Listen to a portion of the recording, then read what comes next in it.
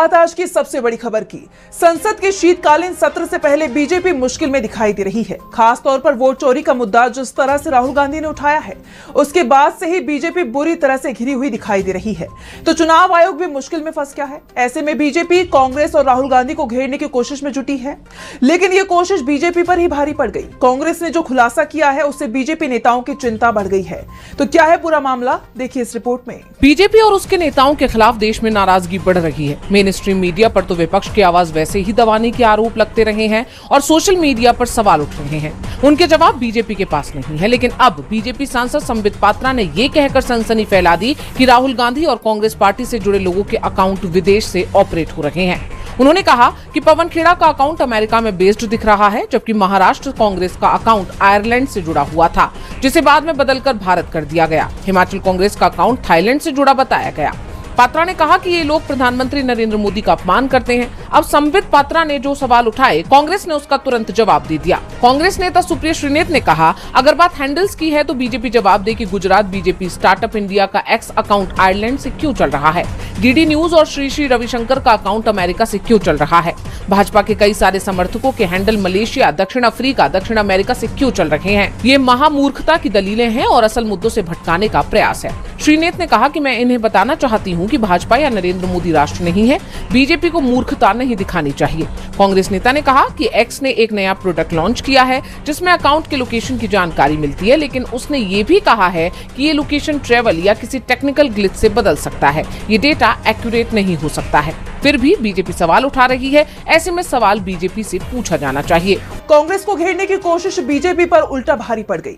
वैसे विपक्ष के तेवरों से तो मोदी सरकार पहले से ही परेशान दिखाई दे रही है। अब उसे राष्ट्रवादी नारे भी परेशान करने लगे हैं, इसलिए संसद में इन पर भी रोक लगाने का आदेश जारी कर दिया गया है। लेकिन जैसे ही ये खबर सामने आई, विपक्ष ने मोदी सरकार को घेर लिया। तो क्या है पूरा मामला, जानने के लिए देखिए रिपोर्ट। संसद के शीतकालीन सत्र से पहले जारी किए गए फरमान ने राजनीतिक गलियारों में एक नई बहस छेड़ दी है। राज्यसभा सचिवालय के जरिए एक बुलेटिन जारी किया गया है। इस बुलेटिन में सांसदों को सदन की कार्यवाही के दौरान जय हिंद, थैंक यू और वंदे मातरम जैसे नारों का इस्तेमाल न करने की सलाह दी गई।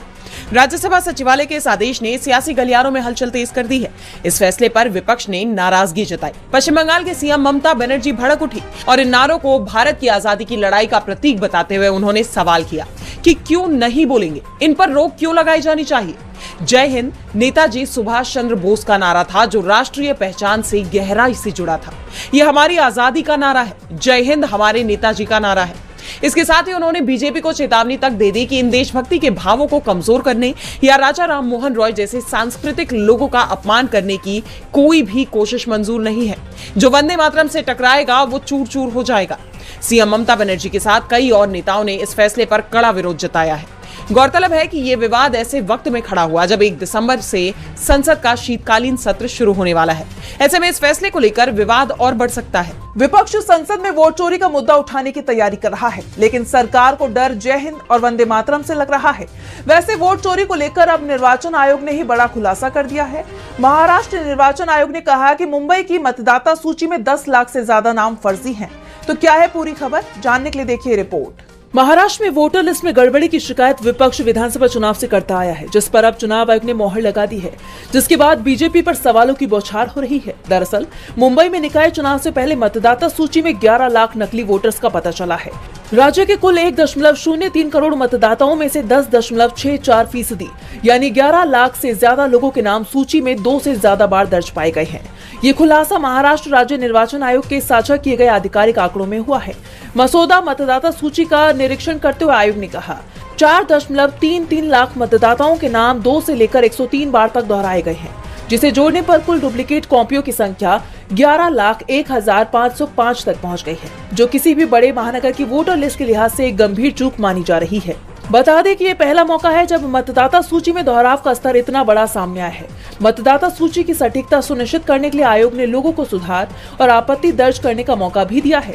पहले इसकी अंतिम तारीख 27 नवंबर तय की गई थी, लेकिन अब इसे बढ़ाकर 3 दिसंबर कर दिया गया है। आयोग का कहना है कि बड़ी संख्या में मिली डुप्लीकेट कॉपियों के चलते नागरिकों को गलती सुधारने के लिए ज्यादा समय देना जरूरी था।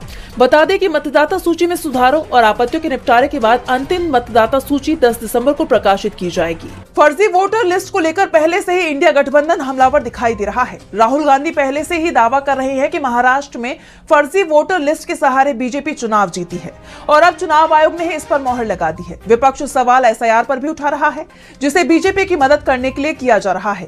एसआईआर पर सुप्रीम कोर्ट में भी सुनवाई हुई, तो क्या कुछ हुआ सुनवाई के दौरान, देखिए इस रिपोर्ट में।